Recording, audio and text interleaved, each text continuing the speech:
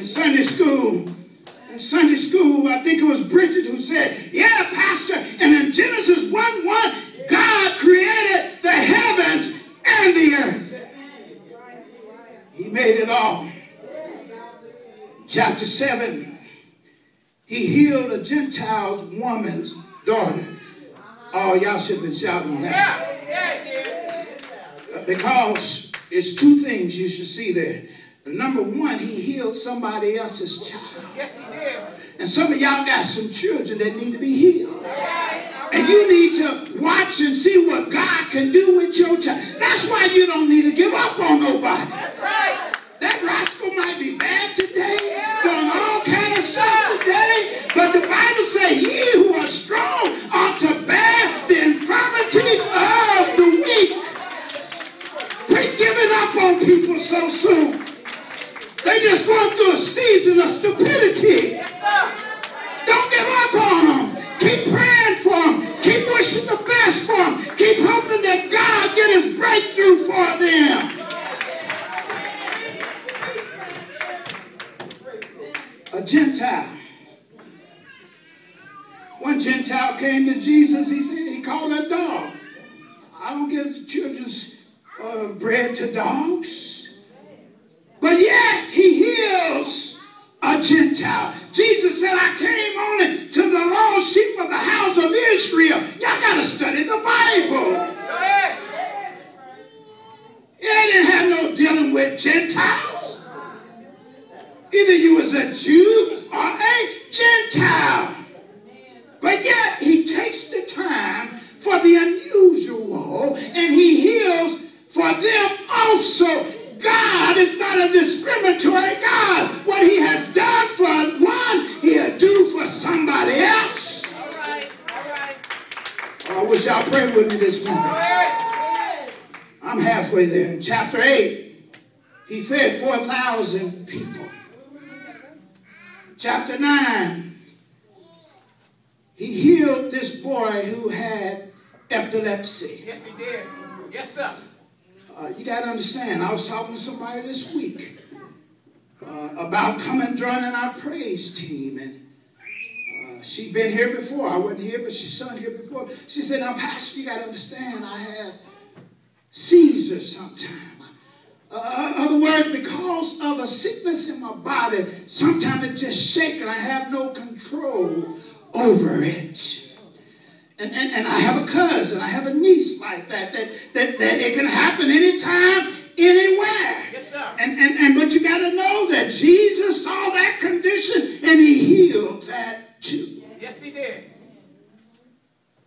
And here we are in chapter 10. Here they are making their request, Mercy. You got to understand, they had watched him. They had seen him do all these things. Yeah. And so they feel that they could too, Sylvester, make their requests. I mean, after all, I have 6 sons and a daughter, and oftentimes one would see me do something for one, and the other one would quickly comes in like a diplomat and say, Daddy, you did it for Johnny, do it for me. And so here they are, they had watched him. And now they have a wish.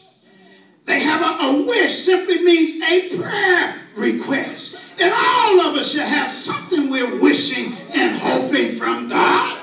All of us should be talking to God about something. If you don't know what to talk to him about, ask him to open this daycare next week. Ask him to get this house fixed up. Ask him to help us reach more mentors in the community. Ask him to help us affect this city. Ask him to help us start an all-male school. If you don't know what to ask him for, just ask some of the things I asked you to ask him for.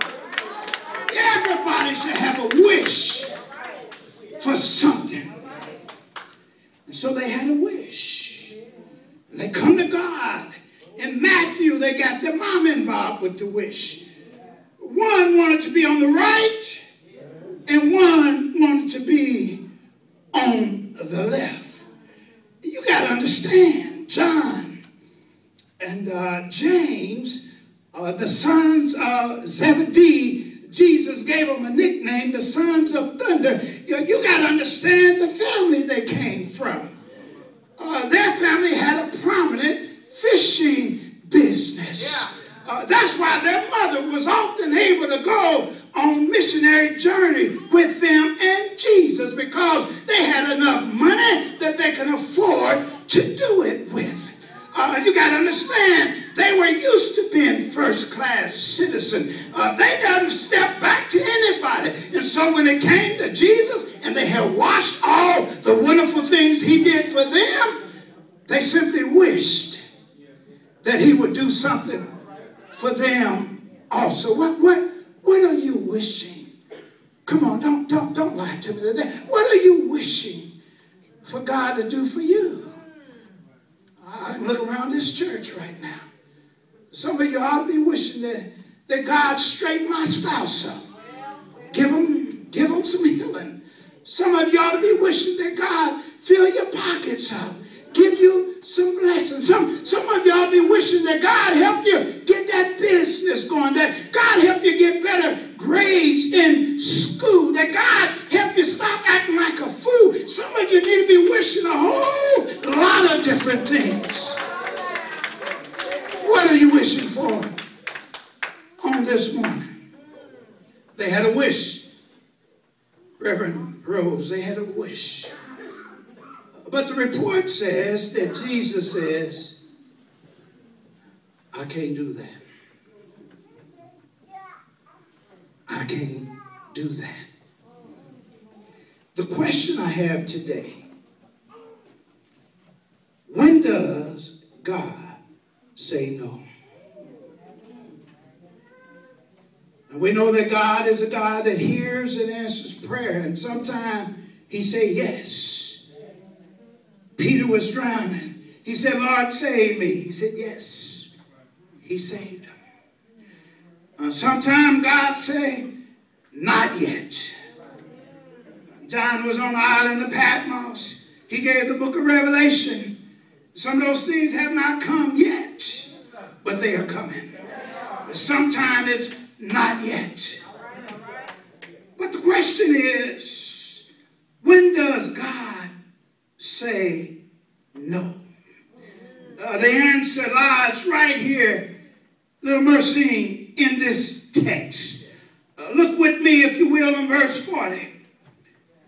He says, but to sit on my right hand and on my left hand is not mine to give. First of all, some things God say no to because they're not his to give. You want that fellow, you want to marry him or you want to marry her and they're in darkness? That ain't God to give. You see, God ain't going to go against his word. He said, be ye not unequally yoked. But you so desperate and you so faithless that you just want to do it anyhow. You don't want to trust God. You don't want to wait on God. God said, listen, that ain't mine to give. Now, Satan, who the father of lies, he can give it to you. He'll give you somebody and they'll cause you so much hell in your life that one day you'll look back and wonder, like the songwriter said, how did it get here?